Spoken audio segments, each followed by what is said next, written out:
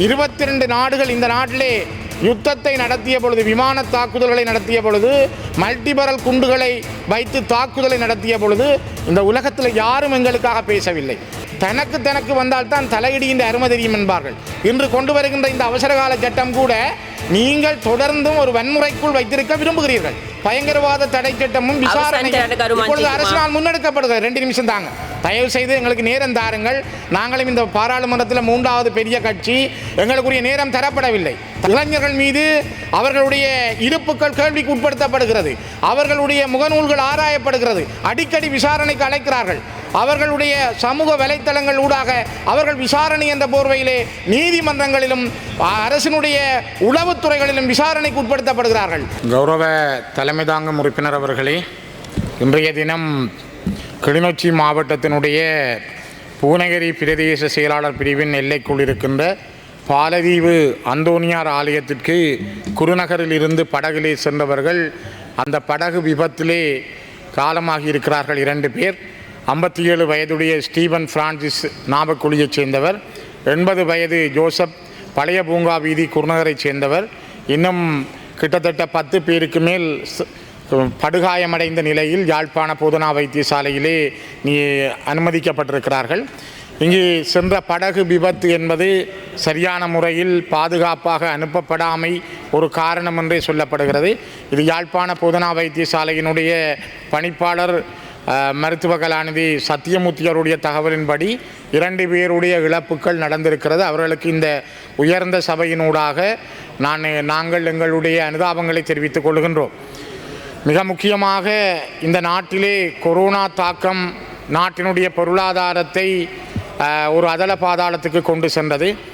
Ukraine ரஷ்யாவுக்கு இடையிலான யுத்தம், டித்வா புயல், இப்பொழுது வளைகுடா யுத்தம் என்பன இந்த நாட்டினுடைய பொருளாதாரத்திலே தாக்கத்தை செலுத்தியிருக்கிறது. தனியாக இலங்கைக்கு மட்டுமல்ல, இலங்கையிலே வாழுகின்ற வடக்கு கிழக்கு மலையகத்திலே வாழுகிற தமிழ் மக்களுடைய பொருளாதாரத்திலும் அதிகப்படியான தாக்கங்களை அது செய்திருக்கிறது என்பதை நாங்கள் புரிந்து கொள்கிறோம். அந்த வகையில் தான் இந்த நாட்டிலே பல இளைஞர்கள் பட்டதாரிகள் இன்று 1 லட்சத்துக்கு மேற்பட்டவர்கள் 7 ஆண்டுகளுக்கு மேல் நியமனம் வழங்கப்படாமல் வேலையில்லா பட்டதாரிகளாக இருக்கிறார்கள். பல ஏஎல் படித்தவர்களுக்கான உயர்தரம் படித்தவர்களுக்கு வேலை வாய்ப்புகள் இல்லை. பல இளைஞர்கள் இந்த நாட்டை விட்டு ஓடுவதற்கு காரணமே வேலையில்லா பிரச்சனை. இதனால் தான் வடக்கு கிழக்கை மையப்படுத்திய காங்கேசந்துறை துறைமுகத்தை உடனடியாக புனரமைப்பதற்கு ஏற்பாடு செய்யுங்கள் என்று பல தடவைகள் நாங்கள் இந்த உயர்ந்த சபையிலே கோரிக்கை வைத்திருக்கிறோம். மிக முக்கியமாக இந்தியா 61 மில்லியன் அமெரிக்க டாலர்களை மானியமாக வழங்கியிருக்கிறது. அதனை விட அவர்கள் இன்னும் அதற்கு தேவையான நிதியை வழங்குவதற்கும் தயாராக இருக்கிறார்கள். கௌரவ தலைமை தாங்கும் உறுப்பினர் அவர்களே, இந்தியாவோடு இலங்கை இன்னும் அந்த MOU மெமரண்டம் ஆஃப் அண்டர்ஸ்டாண்டை செய்வதற்கு அவர்கள் தயாராக இல்லை.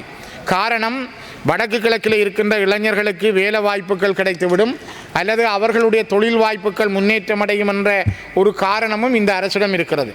குறிப்பாக வர்த்தகம் மற்றும் முதலீட்டு வாய்ப்புகளை மேம்படுத்தவும், போக்குவரத்து மற்றும் பிராந்திய இணைப்புகளை அதிகரிக்கவும், வேலை வாய்ப்புகளை உருவாக்கவும், இலங்கை இந்தியா பொருளாதார உறவுகள் வலுப்பெறவும் இந்த ப்ளீஸ் අද දින සභාවේ වැඩ කටයුතු අවසන් වන තෙක් කාලය දීර්ඝ කර ගැනීමට සභාව එකඟද? කතාව ආරම්භ කරන ගරු මන්ත්‍රීතුමා.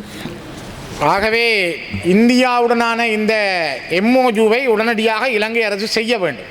நீங்கள் நீண்டகால குத்தகை அடிப்படையில் இந்தியாவிடம் இந்த காங்கேசந்துறை துறைமுகத்தை ஒப்படைத்தால் கூட மிகப்பெரிய அளவிலான ஒரு வேலை திட்டத்தை இந்தியாவூடாக செய்ய முடியும். இந்தியா செய்வதற்கு தயாராக இருக்கிறது. ஆனால் இலங்கை அந்த வேலை வாய்ப்புகளை புறக்கணிக்கிறது அல்லது அது கிடைக்கக்கூடிய வாய்ப்புகளை நிராகரிக்கிறது என்பதுதான் உண்மை. ஆகவே தான் திரும்ப நாங்கள் இந்த உயர்ந்த சபையிலே பல தடவைகள் கேட்கிறோம். இந்தியா ஒரு அண்டை நாடு, பிராந்திய வல்லரசு, அதிலும் இலங்கைக்கு பல கட்டங்களிலே உதவி இருக்கிறது, இப்பொழுதும் உதவ தயாராக இருக்கிறது. அவர்கள் இனாமாகவும் 61 மில்லியன் டாலர்களை வழங்குவதற்கு தயாராக இருக்கிறார்கள். இதனை விட இன்னும் வழங்குவதற்கும் தயாராக இருக்கிறார்கள். இந்த சந்தர்ப்பத்தை பயன்படுத்தி காங்கேசந்துறை துறைமுகம் ஒரு காலத்தில் எவ்வாறு செழிப்பான ஒரு துறைமுகமாக பொருளாதாரத்தை கட்டி எழுப்புவதில் இருந்ததோ அதே போல அதனை கட்டி எழுப்பி மாற்றுவதற்கு உடனடியாக அரசு முனைய வேண்டும். அதற்கான சந்தர்ப்பத்தை வழங்க வேண்டும் என்பதை நான் மீண்டும் இந்த இடத்திலே வலியுறுத்துகிறேன். இந்தியாவினுடைய இந்த நல்லெண்ணத்தை நீங்கள் சரியாக பயன்படுத்த வேண்டும் என்பதே மிக முக்கியமானது. இன்று வளைகுடா யுத்தம் தொடர்பிலே இங்கே பலர் பேசுவதை நான் அவதானித்தேன். வளைகுடாவிலே யுத்தம் நடைபெறுகிறது. ஈரான் மீது அமெரிக்கா யுத்தம் புரிகிறது, இஸ்ரேல் யுத்தம் புரிகிறது, ஈரான் பல அரபு நாடுகள் மீது யுத்தம் புரிகிறது. இவையெல்லாம் இன்று நடந்து கொண்டே இருக்கிறது.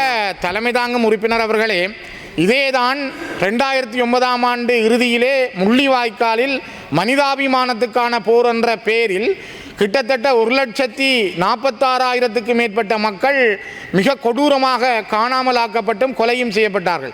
இதனை நல்லிணக்க ஆணைக்குழுவுக்கு முன்னால் மறைந்த பேராயர் ராஜப்பு யோசப் அவர்கள் ஆதாரங்களோடு சொல்லியிருந்தார்.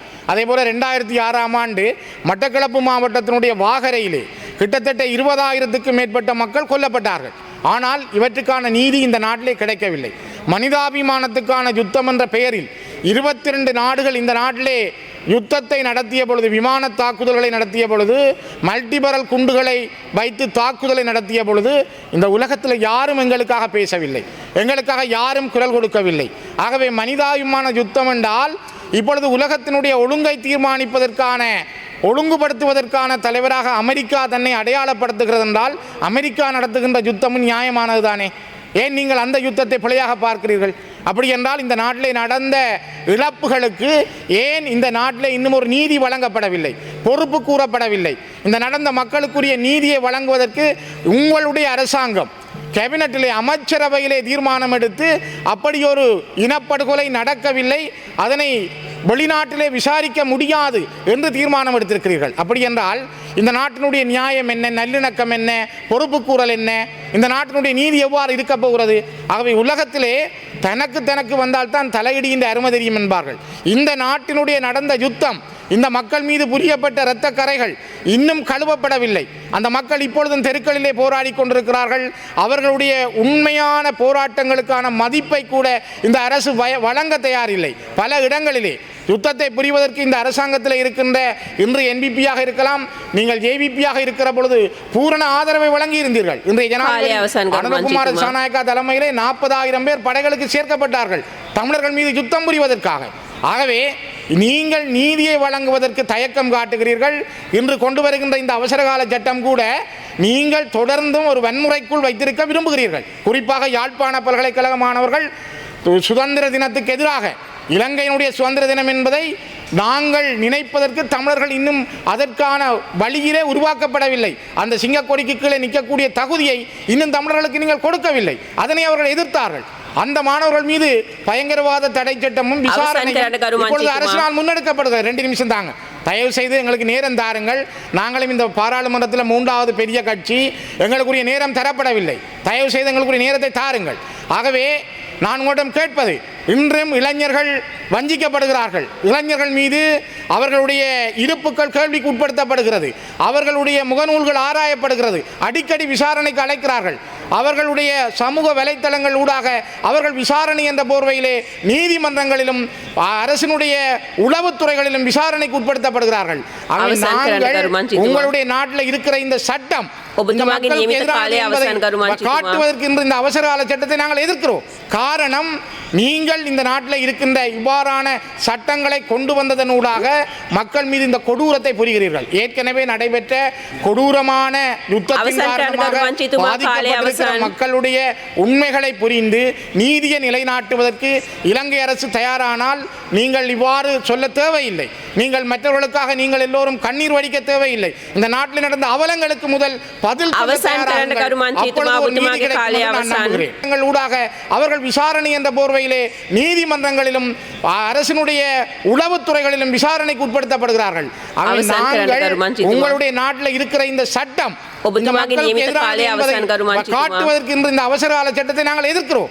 காரணம், நீங்கள் இந்த நாட்டில் இருக்கின்ற இவ்வாறான சட்டங்களை கொண்டு வந்ததனூடாக மக்கள் மீது இந்த கொடூரத்தை புரிகிறீர்கள். ஏற்கனவே நடைபெற்ற கொடூரமான யுத்தத்தின் காரணமாக பாதிக்கப்பட்டிருக்கிற மக்களுடைய உண்மைகளை புரிந்து நீதியை நிலைநாட்டுவதற்கு இலங்கை அரசு தயாரானால் நீங்கள் இவ்வாறு சொல்ல தேவையில்லை. நீங்கள் மற்றவர்களுக்காக நீங்கள் எல்லோரும் கண்ணீர் வடிக்க தேவையில்லை. இந்த நாட்டில் நடந்த அவலங்களுக்கு முதல் பதில்